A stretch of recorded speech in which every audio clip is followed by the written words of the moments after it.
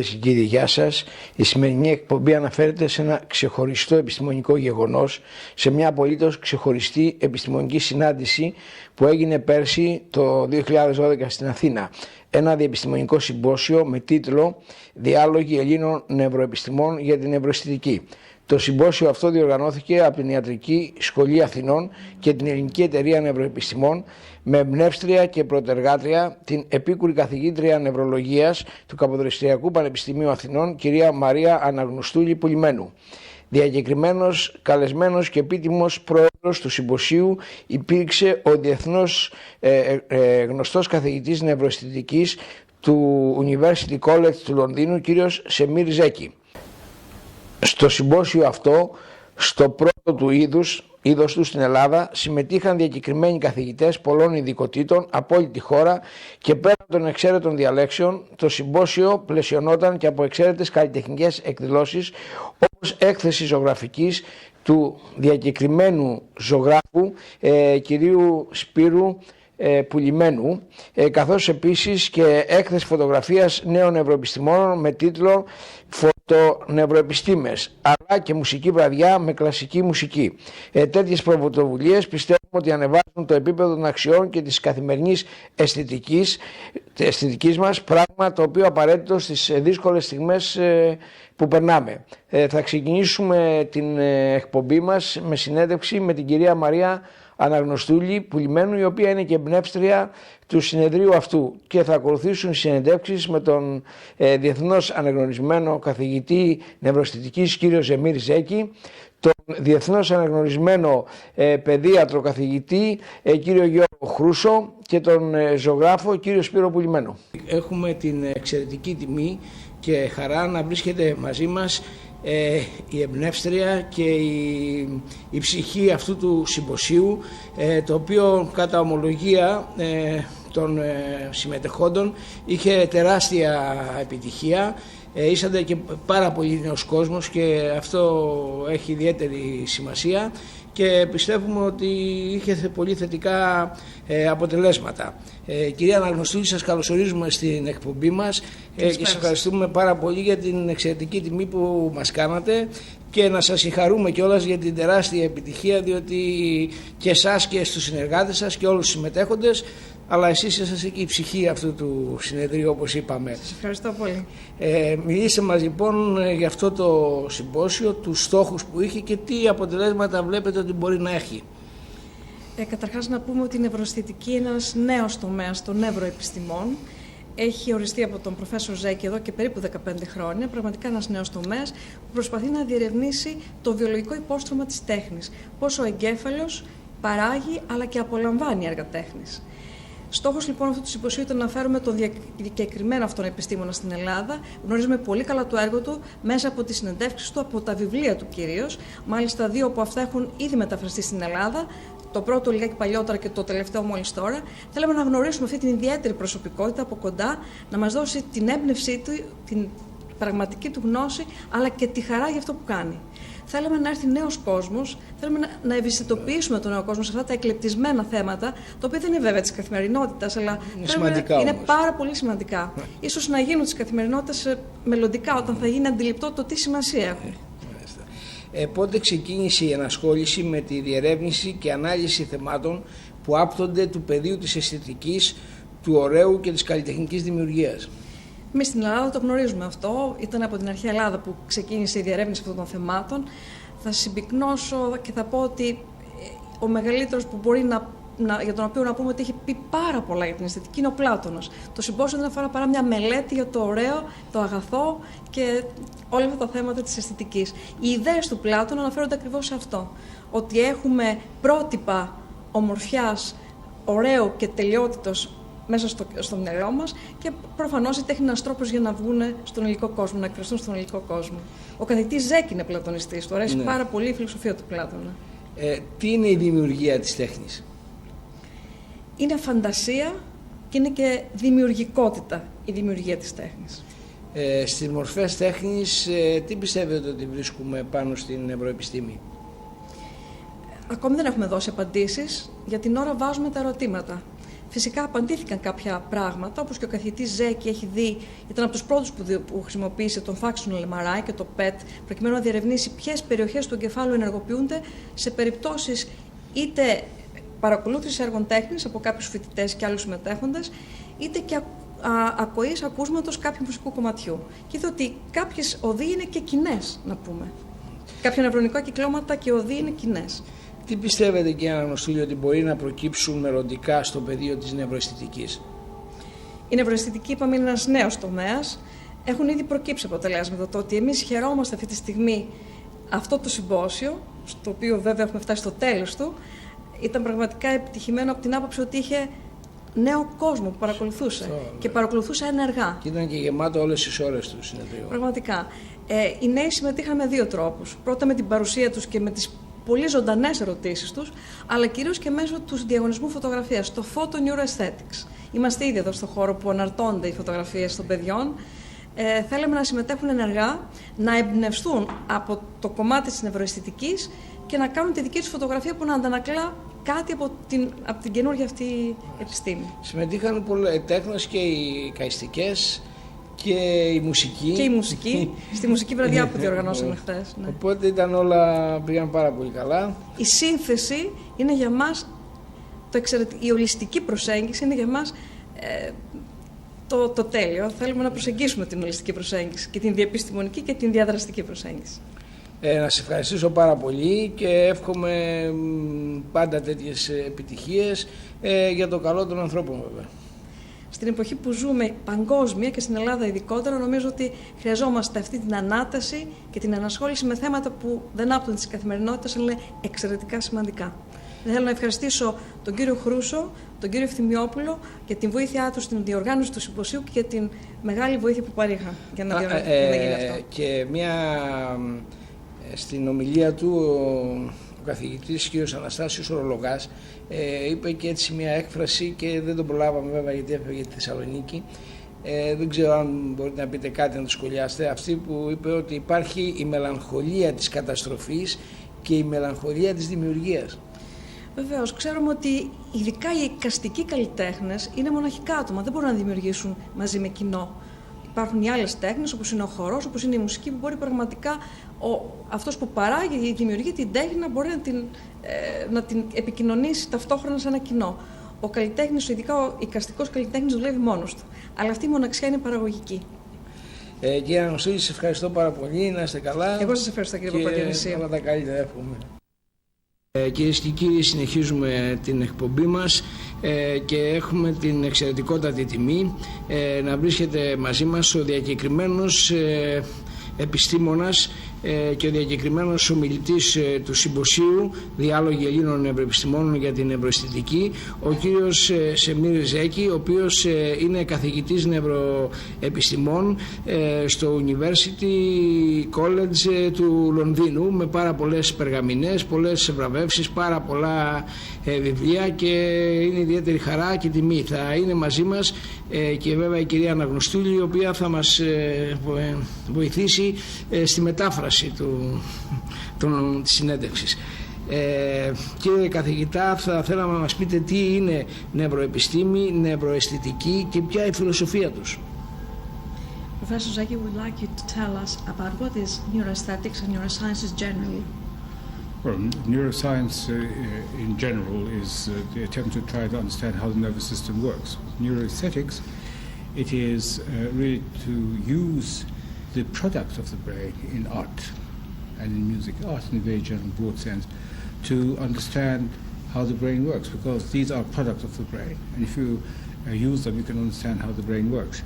And it is important to understand that one of the professed aims of neurobiology is to better understand those characteristics that make us especially human.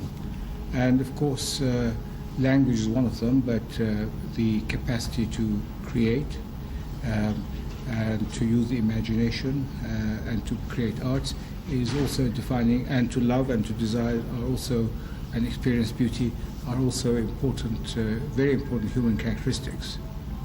Κύριε καθηγητά, τι είναι, μιλήστε μας μάλλον για την αξία της τέχνης. Professor, would you please explain us what is the sense and what is the value of art? The value of art?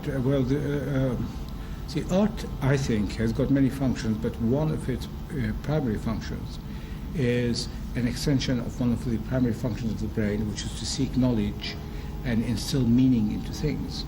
And art is one way which you can do this in. Now, art, without question, gives you knowledge.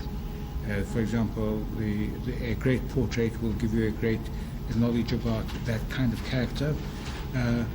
But it has been used in other more neurobiological ways. For example, when artists like Mondrian or Picasso or Braque looked at what are the essentials of form, you see, they investigated. Mondrian said it's a straight line. This is an artistic exploration of the functions of the brain, because the brain that builds up form, and the questions that they asked were identical to the questions that we ask when we want to learn about how the brain builds an image of the objects in the world. So only a foolish person would not say, look, let me see what they said. Maybe they said something very interesting which I can use in my exploration of the brain. Let me give you a very, very specific example of a very interesting phenomenon. You see, Paul Cézanne tried to modulate form by color. Now, form and color are represented separately in the brain. So the question that the neurobiologists ask today is, how do these two separate systems interact so that one influences the other? That is the same question that Cézanne was asking and was exploring on canvas. See? So it gives us interesting insights into fundamentally similar questions. Μιλήστε μας για τη συνεργασία σας με τον μεγάλο ζωγράφο Baldi και για κάποιο βιβλίο που εκδώσατε μαζί. Professor, would you please explain us and tell us and remind us about your cooperation with Balthus and the book you have created together, you have published together? Yes. Well, now, Balthus was a friend of mine, and we decided to have conversations. Let me just tell you that Balthus was always very hospitable, and most artists are very hospitable to scientific investigation. At first, he was very resistant, nevertheless, to these scientific ideas. But if you look at the book, at the end, he came around to understanding one very important thing about art, which is art tries to distill the essential properties of an object or a face, which is what the brain tries to do. So we gradually developed this conversation, and I think he got converted to the idea. I'll tell you an interesting anecdote about Balthus, which is interesting from a neurological point of view. After we had most of these conversations in his chalet in Switzerland at Rossinière. And then we thought that now we're going to have the last conversation, let's have it somewhere exciting. We need some inspiration. And so the last conversation we had at the Palazzo Farnese in Rome, which is the French embassy. And somehow the setting, you see, created a great inspirational element to continue these conversations. And I thought that was quite interesting, that where do you derive, what are the ingredients that fire the inspiration? It was an interesting anecdote. Μιλήστε μας για το Ινστιτούτο Νευροαισθητικής που εσείς ιδρύσατε και εδρεύει στην Καλιφόρνια. Professor, would you please explain us and tell us about the Berkeley Institute for Neuroaesthetics in California? Well, now that's another interesting inspirational story, and I'll tell you exactly how it happened. This was, I was friendly with a person who was previously a professor at the University of California, and one day he came to pick me up from the airport. I arrived in San Francisco, and in the car we were talking about what could we do, to develop the subject, not the subject of neuroaesthetics, but in neurobiology. So I suddenly hit on the idea, said, well, why don't we have something in neuroaesthetics, something to explore, something which is unexplored by others. And on the spot he said, done. We're going to do it. I love this. I love people who are committed, who can make up their minds quickly, and who find the sudden spark. That's so interesting. And that's how it happened. It went on for 10 years. At least my association with it ended last year, because I don't think anyone should be doing anything for more than 10 years. 10 years is long enough. Θα θέλαμε να μας πείτε, κύριε Ζέκη, για την μελέτη σας στο οπτικό εγκέφαλο του ανθρώπου. Professor Zeki, please tell us about your work and your experiments on visual human brain. Well, when I started work, let me just explain to you that I don't like working in very crowded fields. So everyone was working on the primary visual cortex, and there was a theory of vision that somehow the brain analyzes things in sequential steps, hierarchical steps. And in front of the primary visual cortex is a large expansive cortex which no one looked at, or very few people looked at. So I went into that. And the consequence of that was that my whole idea of vision changed, because it turned out that vision was not a sequential additive process. Instead, it was a parallel process in which you look at the color and the motion and the form separately. And that was the beginning of the work. And since then, we have developed it quite a lot. And in further developing it, of course, one wants to understand, a person like myself who goes to art galleries, I mean, let me put the question this way. What is the use of someone who studies human vision for 25 years and who cannot tell you a single thing about what happens in your brain when you look at the work of art? It is an admission of failure, really. So I thought, well, why don't I start looking at this more seriously? And that is how neuroaesthetics developed. Θα θέλαμε, κύριε καθηγητά, να μας πείτε τα συναισθήματά σας για την Ελλάδα, γνωρίζοντας ότι την έχετε επισκεφτεί πολλές φορές, την αρχαία Ελλάδα, τους Έλληνες φιλοσόφους, και από ό,τι είδα σήμερα και οι Έλληνες σας αγαπάνε πάρα πολύ. Professor, will you tell us about your feelings for Greece, for ancient Greece and Greek ancient philosophers, and they have seen that Greek people love you very much. Well, I love them too. That's why my grandmother was Greek. Really? Yes, my grandmother was Greek. Yes. Now, that's great. Now you see, someone, I think Whitehead, said that all of philosophy since the time of Plato are footnotes to Plato, and it is quite amazing that many of the important issues that I am interested in, including problems of knowledge, have been discussed by these Greek philosophers, and they're very inspirational. Now, there are some, for example, if you want to work on love, and I have worked on love, I mean on neurobiology of love, you would be very foolish not to read the Symposium of Plato, because it is a mandatory and one of the most important texts. But there is something more to it than that. There is a sort of an innocent, inspirational kind of element in it. You know, the asking of these profound questions in such a apparently sophisticated but also very simple way. And it is wonderful to read the middle Plato, the Plato of Symposium and the Republic, as opposed to the late Plato, for being inspired. And I think it may seem rather hackneyed and silly and maybe slightly sentimental for me to say this, but there is no doubt that when I come to Athens and I see the Acropolis, I am very inspired. I say, how can it be that those questions asked 2,500 years ago are still questions which we are preoccupied with? And these are the people here within meters of me. They discuss these questions. It's very inspirational. I think, you know something, I think one of the most valuable things in education, in research, is inspiration. Without that, I think one is doomed. I think one requires a certain spark. That's why I'm telling you the story of the Baltius meeting at Palazzo Farnese. That's why I'm telling you the immediate inspiration which I had and which my correspondent in the car in California also had. And that's why, it's nice to visit here one evening, and you go back with a sack full of thoughts. It's very nice. Υπάρχει σχέση της νευροαισθητικής με την φιλοσοφία?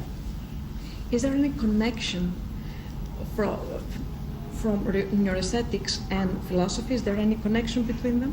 Philosophy is the basis of neuroaesthetics. I mean, the question let me give you an example of a question that Plato asked. He answered it negatively, but he asked it nevertheless, which is, how can you obtain knowledge from a painting when it's giving you, for example, a painting of a chair or a couch, when it's looking at only one particular chair from one point of view? Because he said to obtain knowledge about a chair, you've got to see almost all the chairs. To have an idea about the chair, you've got to think about it. Now, this is essentially a neuroaesthetic problem. How do you build the concept of a chair, which allows you to recognize all chairs from having seen a few chairs?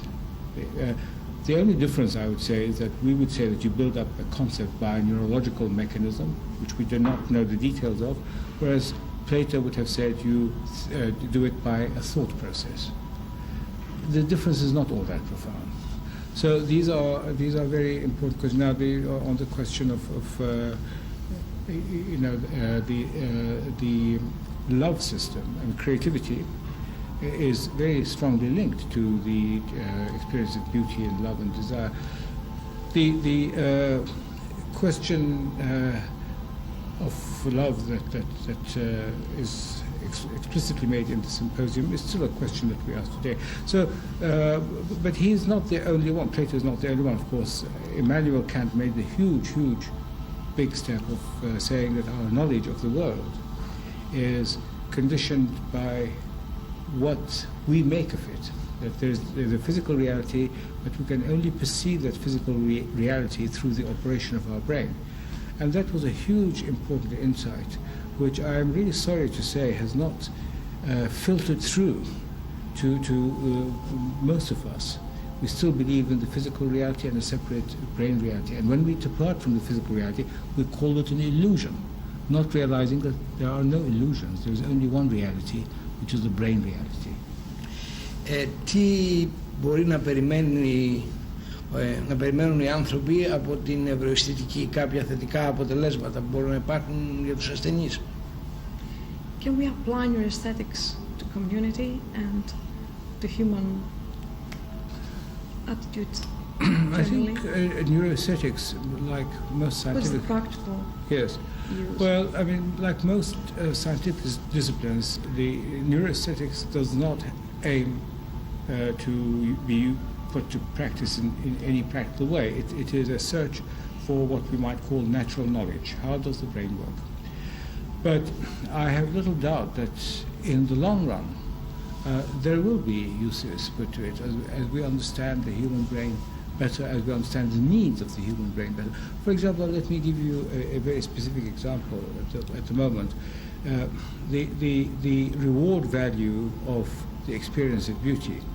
Well, see, now that is something that we might well harness. I gather that in some hospitals they are using art lessons as a therapeutic measure in cases of mental instabilities, mental disturbances.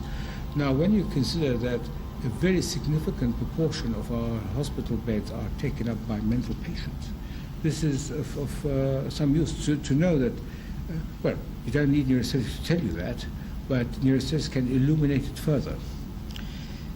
Και μια τελευταία ερώτηση, κύριε καθηγητά, θα θέλω να μας πείτε λίγα λόγια για τα βιβλία σας.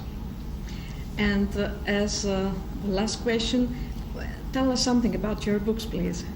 My books, well, The last one, which was translated in Greek? Yes, I think the last book is the one I like most. The one which has sold best is called The Vision of the Brain, which was really basically not at all about neuroaesthetics.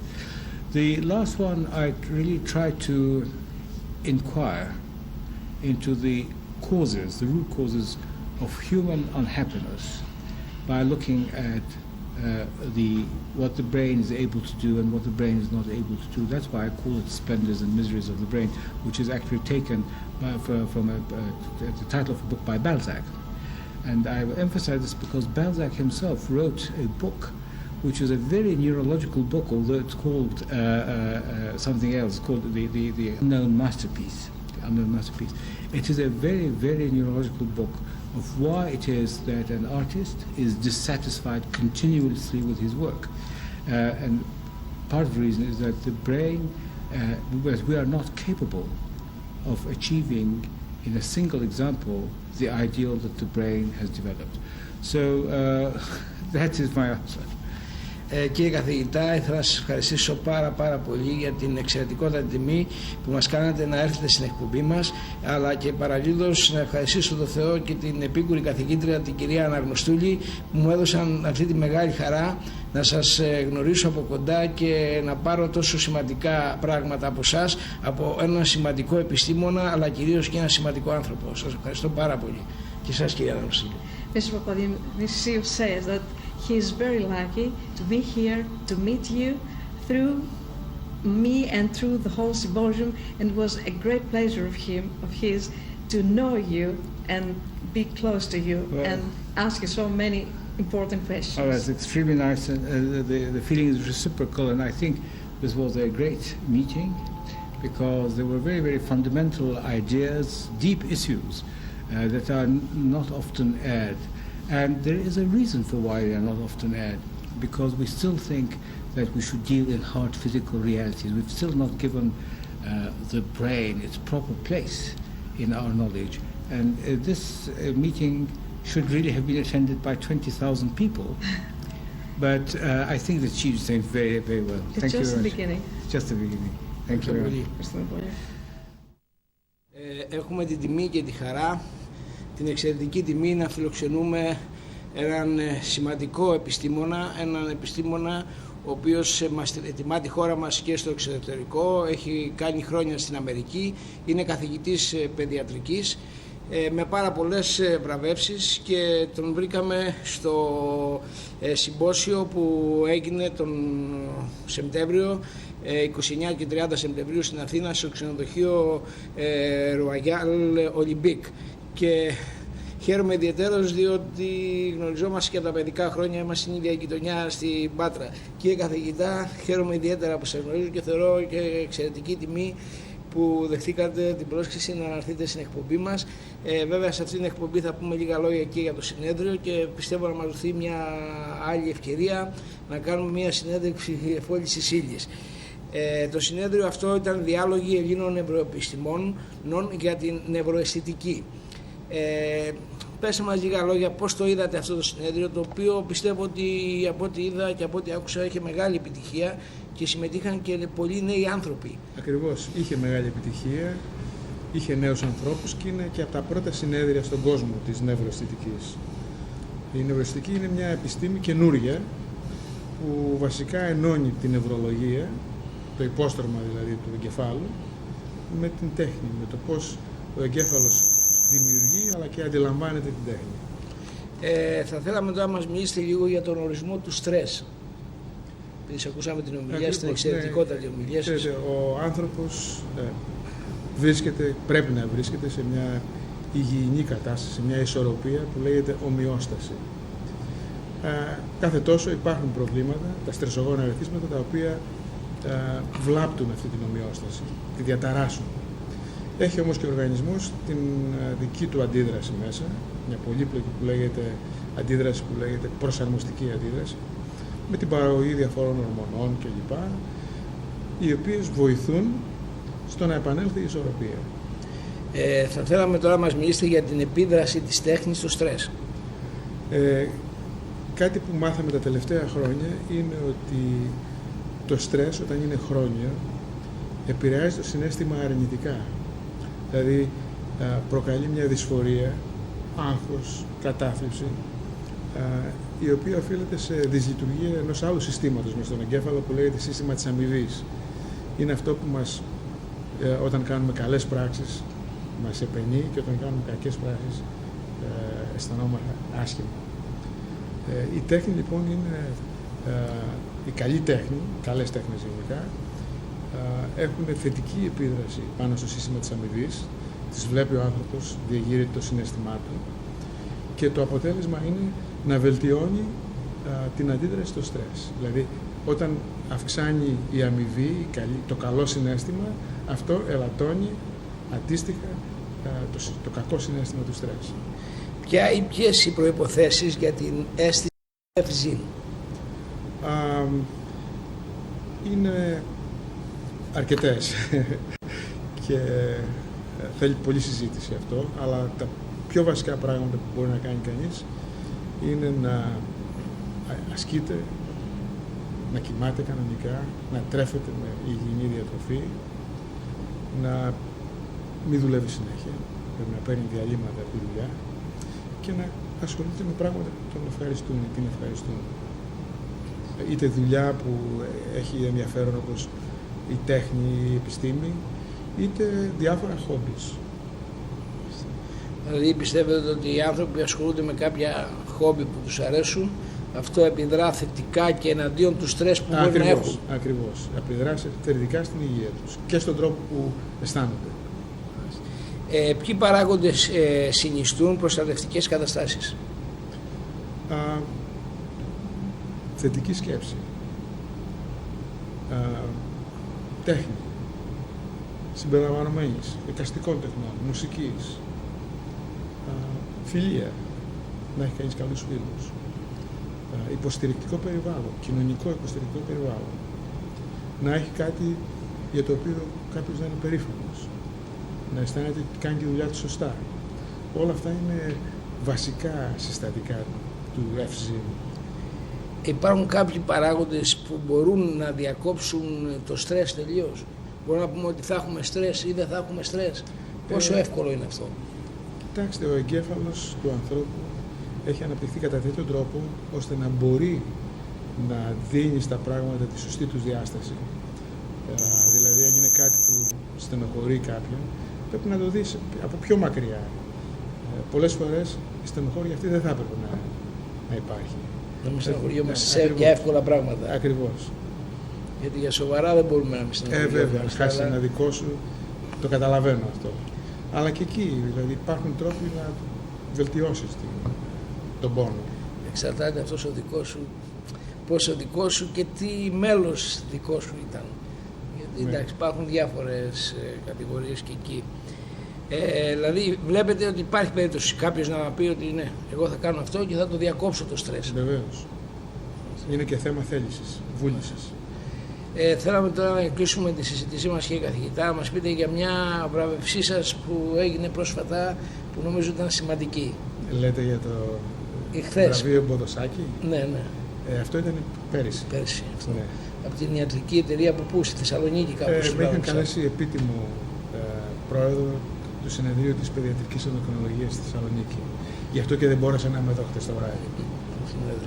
Κύριε καθηγητά, σας ευχαριστούμε πάρα πολύ για αυτή την ολιγόλεπτη συνέντευξη και πιστεύω να μας δοθεί η ευκαιρία να, πρώτο ο Θεός, να κάνουμε μια συνέντευξη εφόλης της ύλης, να ενημερώσουμε τους τηλεθεατές. Βεβαίως. Να είστε καλά. Ευχαριστώ πολύ. Κυρίες και κύριοι, τελειώνουμε την σημερινή μας εκπομπή που είχε σαν θέμα το συμπόσιο με την τεράστια επιτυχία που, όπως είπαμε, διοργανώθηκε στην Αθήνα 29 και 30 Σεπτεμβρίου στο ξενοδοχείο Royal Olympic και είχε σαν θέμα διάλογοι Ελλήνων ευρωεπιστημόνων για την ευρωαισθητική. Μαζί μας είναι ο καταξιωμένος εικαστικός, ο κύριος Σπύρος Πουλημένος. Κύριε Πουλημένα, σας ευχαριστούμε για την τιμή που μας κάνατε να έρθετε στην εκπομπή μας. Ποια η διαφορά του ζωγράφου με τον ευρωσχεδιαστή? Ναι, αυτό είναι το συμπέρασμα της όλης υπόθεσης, αυτού του όρου που προσέγγισα, που επινόησα, δηλαδή που προσέγγισα την ευρωαισθητική που μου αρέσει ως επιστήμη και ειδικά αυτά που κάνει ο προφέσορ Ζέκη, και με απασχολούσε αυτό το πράγμα, με απασχολούσε πάντα ο σχεδιασμός, διότι μην ξεχνάμε ότι μεγάλοι ζωγράφοι όπως ο Μπέικον και ο Γόρχολ ήταν σχεδιαστές πριν. Όλα έχουν ένα σχεδιασμό, έτσι. Εδώ, στην προκειμένη περίπτωση, πάμε στο σχεδιασμό, στη ζωγραφική. Τι είναι, ας πούμε, αυτός ο όρος που είπα εγώ, νευροσχεδιαστής. Από εσένα το πρώτο που άκουσα. Ναι, είναι τη ομιλία σου. Ναι, ουσιαστικά επινόησα αυτόν τον όρο για να συνδυάσω τι? Για να συνδυάσω εγκέφαλο και σχεδιασμό. Έτσι. Δηλαδή, ξέρουμε όλοι ότι ο εγκέφαλος, έτσι, στον εγκέφαλο παράγονται οι σκέψεις κλπ. Αλλά και όλα τα ερεθίσματα μεταβιβάζονται σε αυτόν. Τι είναι η τέχνη, τι είναι ένα έργο τέχνης? Είναι ένα αποτέλεσμα, ας πούμε, διεργασιών του εγκεφάλου. Στην προκειμένη περίπτωση όμως, πολλοί ζωγραφίζουν, πολλοί σχεδιαστές υπάρχουν. Ένας σχεδιαστής μηχανολογικού σχεδίου είναι σχεδιαστής, αλλά κάνει μηχανολογικό σχέδιο. Δεν παράγει ένα νευροσχεδιαστικό αποτέλεσμα. Μπορεί να κάνει ένα έργο, ας πούμε, ένα παιδί 10 χρονών και να έχει νευροσχεδιαστικό αποτέλεσμα. Δεν λέμε τώρα πόσο μεγάλο μπορεί να είναι αυτό το μέγεθος του, αλλά να έχει. Γιατί μπορεί να έχει? Γιατί μπορεί να οδηγήσει σε έρευνα, σε περαιτέρω έρευνα. Να το πάρει, ας πούμε, ένας ψυχολόγος, να το πάρει μιας άλλης επιστήμης, έτσι, και να οδηγήσει δηλαδή κάπου την έρευνα, να πάει κάπου αλλού, να έχει μια προέκταση. Ωραία. Ερχόμαστε τώρα στο νευροσχεδιασμό, ας πούμε, πώς να το πούμε, από την αναγέννηση μέχρι σήμερα. Όλοι αυτοί οι μεγάλοι ζωγράφοι, ξέρουμε, ήταν τεράστιοι νευροσχεδιαστές. Γιατί παραδείγματος χάρη ο Παρμιτσανίνο, Φραντσέσκο Ματσόλα, έτσι, σε ηλικία 20 χρονών εισήγαγε την παραμόρφωση. Την παραμόρφωση πηγαίνοντας, για να δώσει τα διαπιστευτήριά του στον Πάπα, πηγαίνοντας σε ένα κουρέα, σε ένα κρυπτό κάτροπτο να κάνει, ας πούμε, τον εαυτό του με το χέρι προτεταμένο έτσι και να φαίνεται ένα μεγάλο χέρι, όπως βλέπουμε τώρα που το κάνουμε με τη σύγχρονη τεχνολογία, έτσι. Αυτό έχει γίνει από τον Παρμιτσανίνο. Λοιπόν, και τον εαυτό του μέσα και με την προοπτική αυτή που μας δίνει ένα σφαιρικό κάτροπτρο. Ο ποιητής ο Άσμπερι, παραδείγματος χάρη, που το επισκέφθηκε το έργο το 1959, έγραψε ένα ποίημα, την αυτοπροσωπογραφία σε κρυπτό κάτροπτρο. Πήρε όλα τα βραβεία της Αμερικής το 1975 και προτάθηκε και για Νόμπελ. Δηλαδή, κοίταξε να δεις τώρα τι είναι νευροσχεδιαστικό αποτέλεσμα. Ένας πίνακας ζωγραφικής ενέπνευσε ένα ποιητή, έτσι, να κάτσει να γράψει ένα τέτοιο αριστούργημα. Προέκταση. Ερχόμαστε τώρα στο άλλο. Ο Παρμιτζανίνο μετά λοιπόν έκανε, άμα πας η Παναγία στην Άντια, στη Ρουφίτσι, με τους μακριούς λαιμούς που βλέπουμε κλπ. Εντάξει, κάπου μετά εκεί τυποποιήθηκε, έκανε την παραμόρφωση, αλλά την έκανε μανιέρα. Ωστόσο, νευροσχεδιαστικό αποτέλεσμα είναι το πρώτο που έκανε. Αυτό που έκανε στην ηλικία των 20 χρόνων για να δώσει τα διαπιστευτήριά του στον Πάπα. Ερχόμαστε στο Καραβάτσο. Ο Καραβάτσο λοιπόν, στην ηλικία των 20 χρονών, έκανε τον άρρωστο Βάκχο, που έχει προξενήσει τεράστια συναισθήματα σε όλους τους ανθρώπους. Ο Καραβάτσο μετά έκανε μια μανιέρα. Αλλά τι έκανε? Με την ίδια του, όλη του η μανιέρα είναι ένα νευροσχεδιαστικό αποτέλεσμα. Γιατί? Γιατί εισήγαγε αυτό που βλέπουμε σήμερα που λέμε θεατρικό φωτισμό με το σκούρο, αυτό που λέμε μπαρόκ, τις έντονες φωτοσκιάσεις, έτσι, όλα αυτό το ότι έπαιρνε ανθρώπους κοινούς για να κάνουν, μέχρι τότε χρησιμοποιούσαν, ήταν ιδεατές οι μορφές, έτσι. Αυτός πήρε ανθρώπους από το δρόμο για να κάνει το Χριστό, το άλλο. Και όλα αυτά, όλος ο θεατρικός φωτισμός που βλέπουμε σήμερα, παραδείγματος χάρη κλπ., είναι μια προέκταση του Καραβάτσο. Ακόμα σήμερα ο Καραβάτσο λατρεύεται. Ο Γκρίνεβαλντ, ο Γερμανός, ενέπνευσε, ας πούμε, σύγχρονους Αμερικανούς που έχουν τραβήξει ταινίες με το Χριστό, με τις πληγές κλπ. Από αυτό το έργο και μόνο. Όλοι αυτοί είναι ο Πιέρο ντελα Φραντσέσκα, ας πούμε. Είναι τα μαθηματικά, ας πούμε, τα αυτά. Δηλαδή, ποιους θα πάρεις μετά? Και πάμε τώρα. Ο Πικάσο, έτσι, ανέτρεψε όλη την προηγούμενη αυτή. Όλα του, πάρα πολλά έργα ήταν, γιατί αυτός άλλαζε και συνέχεια τεχνικές, έτσι. Ήταν νευροσχεδιαστικά. Ο Ντεκήρικο, ο Νταλή, τεράστιος νευροσχεδιαστής, ο Μαγκρίτ. Ποιος θα πούμε? Ο Ρεντόν που κάθε του έργο είναι ένα ποιητικό έργο. Είναι εντελώς. Δηλαδή, αυτά το βλέπουν άνθρωποι, εμπνέονται.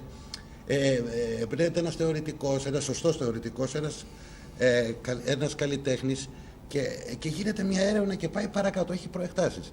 Αλλά μπορεί και να βρίσκει ένα νευροσχεδιαστικό αποτέλεσμα και σε έναν, ας πούμε, ψυχασθενή. Να βγάλει ένα έργο το οποίο, αν το εξετάσεις, έχει πέρα από οτιδήποτε άλλο, έχει στοιχεία δηλαδή που μπορεί να τα εκμεταλλευτεί ένας καλλιτέχνης ή ένας θεωρητικός και να κάνει ολόκληρη θεωρία πάνω σε αυτό. Τώρα συμβαίνει και κάτι άλλο. Πρέπει να πούμε ότι έχουμε τη συμβατική τέχνη, αυτή που την ξέραμε από την αναγέννηση, πέρασε έτσι σε όλους τους αιώνες και μετά τον 20ο αιώνα και ακόμη συνεχίζεται, που είναι τα συμβατικά έργα, η παραστατική ζωγραφική, και που βλέπουμε ζωγραφική στο τελάρο κλπ. Ερχόμαστε τώρα στην άλλη τέχνη, την ενιακή. Ο Μαρσέλ Ντισάν τα ανέτρεψε όλα αυτά. Έτσι, και δημιούργησε την ενιακή τέχνη, παρουσιάζοντας την Κρίνη και διάφορα άλλα έργα στο Armory Show και ξέρω εγώ αλλού. Τι γίνεται? Μετά ήρθαν οι επίγονοι. Τα συνεχίσανε κατά κάποιο τρόπο, έτσι, αλλά αυτός ήταν ο πρώτος. Έρχεται όμως μετά ο Μπόις που κάνει, ας πούμε, που ορίζει ότι καλλιτέχνης, και δεν υπάρχει καλλιτέχνης, δεν έχει σημασία το έργο, σημασία έχει ο καλλιτέχνης. Δηλαδή, καλλιτέχνης και έργο είναι. Αλλά κάνει αυτό που λέτε σήμερα performance, έχει ξεκινήσει από τον Μπόις και τους Φλούξους και όλους αυτούς. Τι λέει αυτός τώρα? Ότι το έργο, ας πούμε, και ο καλλιτέχνης είναι ένα. Αλλά αυτό που έκανε ο Μπόις ήταν, ας πούμε, ήταν οικολόγος, ήταν, πώς να το πω, από αυτούς που λέμε σήμερα ακτιβιστής. Δηλαδή δεν έκανε performance για την performance, έκανε performance για τη ζωή. Επομένως όλοι αυτοί σήμερα που κάνουν performance, κάνουν performance για την παράσταση και όχι για τη ζωή. Αν η performance δεν είναι βιωματική, δεν έχει καμία έννοια. Επομένως επαναλαμβάνω και επαναλαμβάνω. Ερχόμαστε τώρα στις εκθέσεις που γίνονται. Έχω επισκεφτεί πάρα πολλές εκθέσεις στο εξωτερικό, στα μουσεία σύγχρονης τέχνης κλπ. Αυτά όλα τα πράγματα που βλέπουμε, κατά τη γνώμη μου πάντα, έτσι, ας λένε ό,τι θέλει, κάθε θεωρητικός μπορεί να έχει τη δική του γνώμη, κάθε εικαστικός τη δική του γνώμη, έτσι. Αυτά τώρα είναι προεκτάσεις του design. Δηλαδή από τη στιγμή που έχουν γίνει οι πρώτες, τα πρώτα έργα, όλοι οι επίγονοι, εντάξει, βάζουν το λιθαράκι του, θα πει κανένας, κοιτάζουν το πράγμα από άλλη μεριά κλπ. Ναι, αλλά άμα κάτσουμε και αναλύσουμε τι πάει να πει design, το design δεν είναι το lifestyle που λέμε έχει design, τι ωραίο design. Το design είναι ένα σχεδιασμός. Κάνουν λοιπόν έναν νευροσχεδιασμό. Ωραία. Να κάτσουμε να δούμε τώρα ποιοι από αυτούς είναι νευροσχεδιαστές. Ο Βάιολα είναι νευροσχεδιαστής. Γιατί εισήγαγε αυτό στο βίντεο κλπ. Δεν μπορεί, έχουν μπερδευτεί τα όρια της εικαστικής δημιουργίας, του design κλπ. Και κάπου πρέπει να αποσαφινιστούν. Μπορεί η ποίηση, μπορεί η μουσική, η δημιουργική, η αρχιτεκτονική να πάρουν τον τίτλο της νευροσχεδιαστικής και με ποια κριτήρια? Σίγουρα όχι τίτλο, δεν θα είναι τίτλο. Ναι, λέμε τώρα αν είναι νευροσχεδιαστική τέχνη ή ποίηση ή δημιουργική αρχιτεκτονική. Έτσι, αν πάρεις τώρα τον Καλατράβα, ο Καλατράβα είναι αρχιτέκτονας. Είναι όμως ένα δημιουργικός αρχιτέκτονας. Σκέφτηκε το πέταγμα του πουλιού και έκανε τα αντίστοιχα αυτά. Ο Κρόπιος πιο πριν βέβαια, έτσι και αυτά είναι ένα νευροσχεδιαστής. Ακόμα και ο Πικιώνης, ο οποίος ήταν και ζωγράφος. Όλοι αυτοί να ξέρεις ότι έχουν ασχοληθεί και με τη ζωγραφική. Που έκανε εδώ τη διαμόρφωση στο χώρο. Και εμπνευστήκαν εμπνεύστηκε από ζωγράφους. Οι ζωγράφοι εμπνευστήκαν από αυτόνα και τον άπαλιν. Δηλαδή, θέλω να σου πω, όλα αυτά αλληλεπιδρούν, αν αλληλεπιδρούν, παράγουν τέτοια αποτελέσματα. Και ένας ποιητής διαβάζει ένα ποίημα και λες εντάξει, είναι ωραίο ποίημα. Όμως, αν διαβάζεις ένα ποίημα το οποίο θα σε κάνει να αναθεωρήσεις τη σχέση σου, τη φιλοσοφία σου για τη ζωή. Έτσι. Υπάρχουν άπειροι ποιητές τέτοιοι, δηλαδή τώρα δεν χρειάζεται να αναφέρουμε. Ή παραδείγματος χάρη, το μονόγραμμα του Ελίτη είναι ένα νευροσχεδιαστικό αποτέλεσμα. Αυτό ο Γκάτσος όταν είχε βγει του είχε πει ότι είναι κατασκεύασμα. Εδώ είναι το θέμα. Κατασκεύασε, σχεδίασε ότι δεν είναι ποίημα, αυτό είναι κατασκεύασμα. Με την αρνητική έννοια βέβαια, έτσι. Που το γράφει πρόσφατα στα. Λοιπόν, αλλά εδώ είναι όλη η υπόθεση. Αυτό το κατασκεύασμα ήταν νευροσχεδιαστικό και απευθυνόταν για τον έρωτα, ήταν στον έρωτα. Αντίστοιχα, μπορείς να δεις ένα έργο ολλανδικής ζωγραφικής, έτσι, μια νεκρή φύση, να πεις τι ωραίο έργο, αλλά να μην έχει προεκτάσεις. Ποιες προϋποθέσεις πρέπει να έχει ένα έργο τέχνης για να δημιουργεί προϋποθέσεις έρευνα για νέους καλλιτέχνες? Είδανε ότι αλλιώς διαγείρεται ο εγκέφαλος του επαγγελματία, όχι του επαγγελματία, του ζωγράφου του αυτό, και αλλιώς ενός άλλου ή ενός θεατή κλπ. Αν μπουν όλα αυτά σε ένα εργαστήριο, τυποποιηθούν, συνεργαστούν διάφορες ειδικότητες ιατρικές με καλλιτέχνες την ώρα που δουλεύουν, την ώρα που παράγουν, την ώρα που αυτό κλπ. Μπορούν να καταλήξουν σε ορισμένα συμπεράσματα, έτσι, στο τι συμβαίνει σε αυτές τις περιοχές της ανεξερεύνητης του κεφαλού, ακόμα και για το ασυνείδητο. Και μπορεί δηλαδή και θέλω να πω και η τέχνη να βοηθήσει από τη μεριά της, ας πούμε, την ευρωαισθητική, για να καταλήξει το τι, ας πούμε, είναι αυτό που λέμε, δηλαδή να υπάρχει μια αλληλεπίδραση που πρέπει να υπάρχει μεταξύ των τεχνών και των γραμμάτων και των επιστημών. Έτσι πια η εποχή μας είναι τόσο πολύπλοκη που αν είσαι μονομερής είσαι εκτός, είσαι όφο. Τα έργα εδώ είναι ψηφιακά έργα. Δηλαδή δεν έχουν γίνει με το πινέλο, έχουν γίνει στον υπολογιστή, έχουν σχεδιαστεί και δεν είναι επεξεργασία εικόνας, είναι δημιουργεί, ας πούμε, από ένα άδειο file το οποίο δημιούργησα και στη συνέχεια το ζωγραφίζω με τα αντίστοιχα αυτά κάποιου προγράμματος κλπ. Χωρίς να είναι το ίδιο πρόγραμμα. Δηλαδή δεν υπάρχει κάποιο πρόγραμμα να το βάλεις και να σου βγάλει αυτό εδώ το πράγμα. Μπορούν να γίνουν σε οποιαδήποτε διάσταση, είναι μεταβλητό διαστάσεων, έτσι εξαρτάται από την ανάλυση, είναι τεχνικά στοιχεία κλπ. Εν πάση περιπτώσει τελαρώνεται και γίνεται ένας πίνακας. Στην πορεία αυτό εδώ το πράγμα, αν θέλει κανείς, μπορεί να το ζωγραφίσει και να το κάνει λάδι. Ήδη έχει, ας πούμε, αυτό ή να το έχει στον υπολογιστή του και θα δηλαδή προκειμένου να κάνει το σχέδιο σε ένα χαρτί, σε ένα αυτό, το δημιουργεί στον υπολογιστή και από εκεί και πέρα το επεξεργάζεται όπως θέλει. Το ενδιαφέρον με αυτά τα έργα είναι ότι θεωρητικά τουλάχιστον διατηρούνται για πάντα. Γιατί υπάρχει ένα αρχείο, έτσι και πάμε μετά από version σε version και διατηρείται το ίδιο το αρχείο ακριβώς όπως το έκανα. Σπύρο, σε ευχαριστώ πολύ και εγώ, Αχιλλέα μου, και εύχομαι κάθε επιτυχία. Χάρη.